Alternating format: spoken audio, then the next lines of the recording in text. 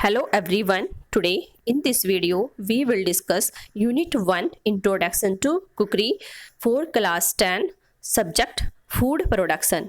Guys, आज की इस वीडियो में जो हम डिस्कस करेंगे वो यूनिट 1 है फूड प्रोडक्शन से introduction to cookery. Now let's start. Guys सबसे पहले ऑब्जेक्टिव्स को देख लेते हैं. फर्स्ट है हमारा to explain the effects of heat on component food. Explain किया जाएगा हीट के प्रभाव को भोजन के घटक के ऊपर. भोजन के जो कंपोनेंट होते हैं उनके ऊपर हीट का क्या प्रभाव होता है. To state the objectives of cooking food. भोजन को पकाने का क्या उद्देश्य है ये भी बताया जाएगा. ऑब्जेक्टिव्स कहते हैं पर्पज को, उद्देश्य. First of all we will discuss the purpose of cooking food. The purpose of cooking food is to break it down from its complex form to simple form so that it can be consumed by the human body. भोजन को पकाने का जो उद्देश्य होता है वो भोजन के जो घटक होते हैं उनको कॉम्प्लेक्स फॉर्म से सिंपल फॉर्म में तोड़ना होता है ताकि सिंपल फॉर्म में टूटने से वो जो मानव शरीर है उसके अंदर आसानी से कंज्यूम हो सके. To break down the components of food mainly the protein, fat, carbohydrates, vitamins and minerals. The effects of heat has to be understood. जो भोजन के घटक होते हैं जिनको कॉम्प्लेक्स फॉर्म से सिंपल फॉर्म में तोड़ा जाता है वो है प्रोटीन, फैट, कार्बोहाइड्रेट, विटामिन्स और मिनरल्स. इनके ऊपर हीट के प्रभाव को देखा और समझा जा सकता है. आसानी से आप देख सकते हैं किस तरह से जो प्रोटीन युक्त प्रोडक्ट होते हैं वो पकाने से पहले कैसे होते हैं और पकाने के बाद किस तरह से बदल जाते हैं. फर्स्ट है हमारा proteins. Proteins plays the role of growth and repair. Protein का जो मुख्य काम होता है वो शरीर की वृद्धि करना और मरम्मत करना होता है. Hence, good source of protein is required. Hence कहते हैं इसी कारण हमें प्रोटीन के अच्छे सोर्स की ज़रूरत पड़ती है, अच्छे स्रोत की ज़रूरत पड़ती है ताकि हमारे जो शरीर है उसकी वृद्धि ठीक से होती रहे. Sources of protein are meat, eggs, wheat, pulses, fish, milk and milk products. Source कौन कौन से हैं जिनसे आपको प्रोटीन मिलता है वो है मीट है, मांस, एग्स अंडे हैं, व्हीट गेहूं है, पल्सेस दालें हैं, फिश मछली है, मिल्क दूध एंड मिल्क प्रोडक्ट्स. और मिल्क से दूध से बने हुए सभी प्रोडक्ट के अंदर प्रोटीन पाया जाता है प्रचुर मात्रा में. When heat is applied on protein it coagulates from opaque the protein become white in color. जब हीट को अप्लाई किया जाता है प्रोटीन से युक्त प्रोडक्ट के ऊपर तो ये क्या हो जाता है, कोएगुलेट्स हो जाता है और फिर क्या करता है, अपारदर्शी रूप से वाइट कलर में हो जाता है, वाइट कलर में चेंज हो जाता है. Excessive heat can make the protein rubbery and chewy. Excessive कहते हैं आवश्यकता से अधिक.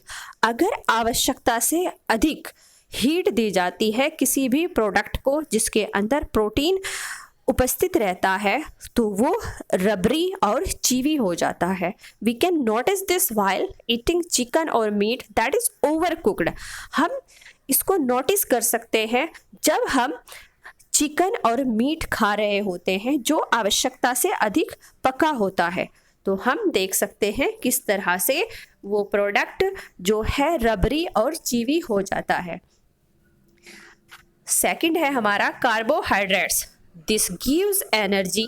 यह एनर्जी देता है. Sources of carbohydrates are rice, wheat, potatoes, plantain, tapioca etc. इसके स्रोत है जहाँ से आपको कार्बोहाइड्रेट्स मिलता है. राइस चावल है, व्हीट है, पोटैटोज आलू है, प्लैंटेन कहते हैं गाइस कच्चा जो केला होता है वो, कच्चे केले में टेपियोका कहा जाता है साबूदाने को। साबूदाने की खीर आप सभी ने खाई होगी। तो इन सभी के अंदर कार्बोहाइड्रेट्स पाया जाता है।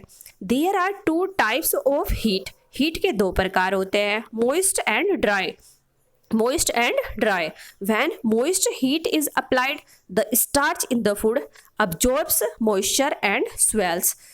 जब moist heat अप्लाई की जाती है ऐसे भोजन पर जिसके अंदर स्टार्च होता है, तो वो क्या कर लेते हैं, अब्जॉर्ब कर लेते हैं। अब्जॉर्ब कहते हैं सोख लेते हैं मॉइस्चर को, नमी को, एंड स्वेल्स, और क्या होते हैं, फूल जाते हैं। After some time it burst to form a gel, और कुछ समय के बाद वो एक जेल के रूप में आ जाते हैं। दिस प्रोसेस इज कॉल्ड, इस प्रोसेस को क्या कहा जाता है गाइज, जेलेटनाइजेशन। जेलेटनाइजेशन इसको हम बुलाते हैं। We have to handle the rice carefully since it continuous to absorb moisture and might become a gel sticky by nature. जब हम चावल को पका रहे होते हैं तो हमें बड़ी सावधानी बरतनी होती है, क्योंकि यह अपनी प्रकृति के कारण, जो इसकी प्रकृति होती है, ये किस में बदल जाता है, सोख लेता है। ये जो है एक मॉइस्चर को सोख लेता है और एक जेल का रूप ले लेता है। When dry heat is applied on carbohydrate, it tends to become slightly brown. जब ड्राई हीट को अप्लाई किया जाता है कार्बोहाइड्रेट से युक्त प्रोडक्ट के ऊपर, तो ये हल्का ब्राउन कलर ले लेता है। When a slice of bread is toasted, we notice a brownish reaction. This is due to caramelization of starch. जब हम एक टुकड़ा लेते हैं ब्रेड का और उसको टोस्ट करते हैं, तो हम नोटिस करते हैं किसको, जो ब्राउनिश रिएक्शन होती है, किसके कारण, जो स्टार्च होता है उसके क्रेमलाइजेशन के कारण जो रिएक्शन होती है उसको हम इसके अंदर देख सकते हैं। नेक्स्ट है हमारा fats. This provides heat and energy. यह भी क्या प्रोवाइड करता है, हीट और energy. Sources of fat are meat, eggs, milk, nuts etc. इसके सोर्सेज क्या क्या होते हैं फैट के? मीट है, मांस, एग्स अंडे है, मिल्क दूध है, नट्स है etc. These are made of triglycerides. ये बने होते हैं ट्राइग्लिसरीड से, which are a combination of free fatty acid and glycerols. ये कॉम्बिनेशन होता है किस किस का, फ्री फैटी एसिड का और ग्लिसरॉल का।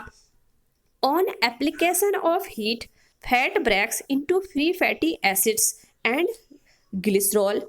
जब भाप दी जाती है, जब हीट दी जाती है, किसको, जो ये ऐसे प्रोडक्ट होते हैं तो वो टूट जाते हैं फ्री फैटी एसिड में और ग्लिसरॉल में। If they are cooked further, the glycerol converts into acrolein. जब इसको आवश्यकता से अधिक पका दिया जाता है तो ग्लिसरॉल जो है वो बदल जाता है किसमें, एक्रोलिन में, which is not good for the digestive system. Guys, जो डाइजेस्टिव सिस्टम के लिए अच्छा नहीं होता। For example, when oil is used for deep frying, if exposed to a high temperature or reused frequently, the product deep fried will not only give off flavor but also makes it difficult to digest. एक उदाहरण है कि अगर हम किसी भी product को deep fry करते हैं और उसमें जो ऑयल लेते हैं उसको हाई टेम्परेचर पर रख दिया जाता है या फिर उसको जो है दोबारा से इस्तेमाल किया जाता है, तो वो प्रोडक्ट जो होता है वो अपना क्या करता है, जो स्वाद होता है उसको खो देता है और उसको डाइजेस्ट करना भी मुश्किल हो जाता है। Vitamins and minerals, they protect the bodies immunity systems. ये प्रोटेक्ट करते हैं किसको, जो बॉडी का हमारी इम्यूनिटी सिस्टम होता है उसको। Sources are found in vegetables, fruits and legumes. इसके स्रोत क्या क्या है गाइस, वेजिटेबल्स हैं, सब्जियां, फल है, और जो फलीदार जो भी सब्जियां होती है वो है। Some vitamins are lost when introduced to water और heat, but largely vitamins and 20 different minerals remain unchanged with heat. कुछ विटामिन्स ऐसे होते हैं जो पानी में और हीट के प्रभाव से खो जाते हैं, नष्ट हो जाते हैं। लेकिन ज़्यादातर अधिकतर विटामिन्स और लगभग 20 डिफरेंट मिनरल्स बदलते नहीं हैं हीट के प्रभाव से। Vitamin A and B are fat soluble. Vitamin A और बी घुलनशील है, किसमें? फैट में। नॉट वाटर सोल्यूबल, ये पानी में घुलते नहीं हैं। And are not destroyed by cooking, और ना ही ये पकाने से नष्ट होते हैं। Water soluble vitamins, vitamin C and B water soluble जो होते हैं, पानी में जो घुलनशील विटामिन होते हैं वो विटामिन सी और बी होते हैं। आर इजीली डेस्ट्रॉयड, जो आसानी से नष्ट हो जाते हैं। और lost into the cooking water, और वो जो खाना पकाने का जो पानी होता है उसमें क्या हो जाते हैं, वो खो जाते हैं, नष्ट हो जाते हैं। विटामिन सी वैनिशेस इजीली, और विटामिन सी तो बड़ी आसानी से नष्ट हो जाता है। सो गाइज, आपको ये यूनिट अच्छे से समझ आ गई होगी। Thanks for watching. Thank you so much.